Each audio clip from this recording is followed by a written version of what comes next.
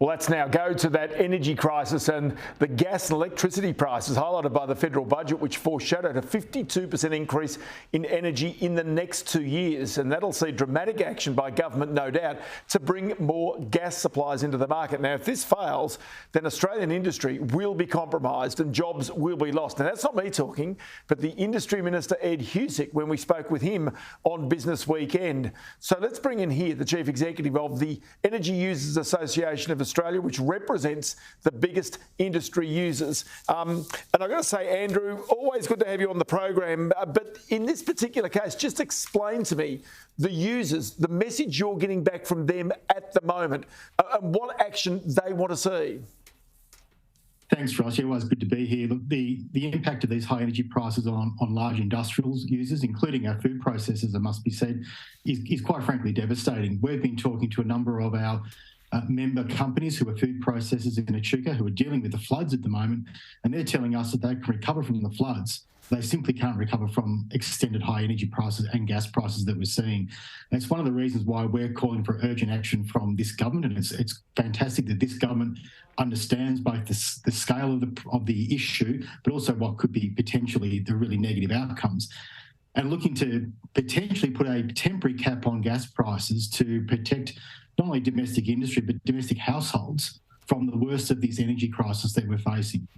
Okay, so what is that cap and where would you like it to be in terms of price?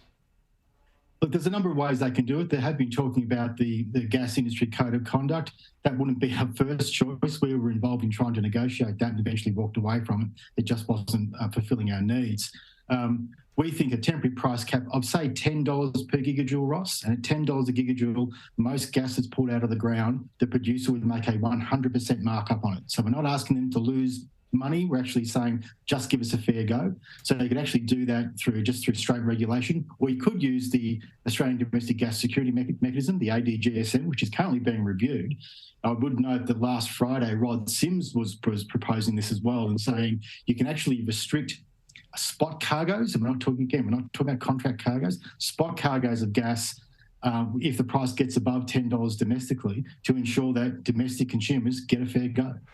Okay, because this is the point that people need to understand about the way the gas market works.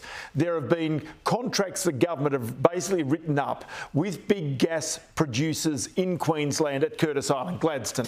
And effectively, they've got contracted gas and uncontracted gas. The contracted gas goes to people overseas. Then with the uncontracted gas, they have a choice as to what to do with it. Now, with very high prices, they will shoot a lot of that overseas because that's where they can get the highest price. And certainly, that's where Australia's shortfall comes. So something's got to be done with that mechanism. At the moment, it's kind of like a gentleman's agreement. I don't know whether you call it that these days, but that's what it is. But the reality is what you want is more certainty that uncontracted gas gets back in for local users. Well, I think that's right, Ross. I mean, we have to recognise too that the ACCC have identified that market power in the domestic economy is a significant issue. So just providing more quantities of gas, if it's being sold by the same people, you don't actually break that market power issue. And it's something, I guess, you couldn't expect people to give up market power, and market power's never given up voluntarily. It's normally taken off them through regulation. So again, this isn't about contract volumes. We sell about 80% of the gas that we pull out of the ground is exported. So we're only talking about putting a price cap on the last 20%. And they still be able to sell spot cargoes too, Ross. I mean, we're not saying don't do that. I mean, if you can make more money overseas, that's great. But just don't gouge domestic consumers. It's been quite disappointing, to be frank. But I noticed also that APPEA, right, the petroleum and gas producers in Australia, they say the answer is to produce more gas. Well, that is obviously one answer. But the reality is that is difficult to do and difficult to bring on stream quickly. That's why something else needs to be done.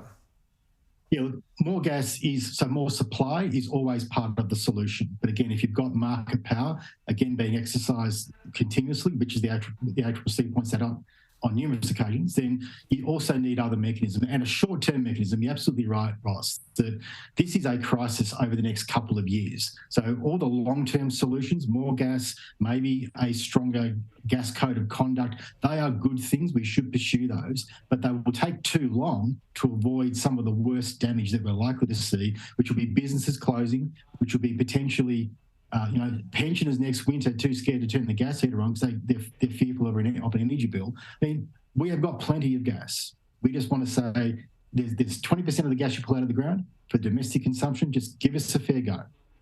Andrew Richards, Chief Executive of the Energy Users Association of Australia. Good to talk to you as always. Many thanks for your time today. Thanks, Ross.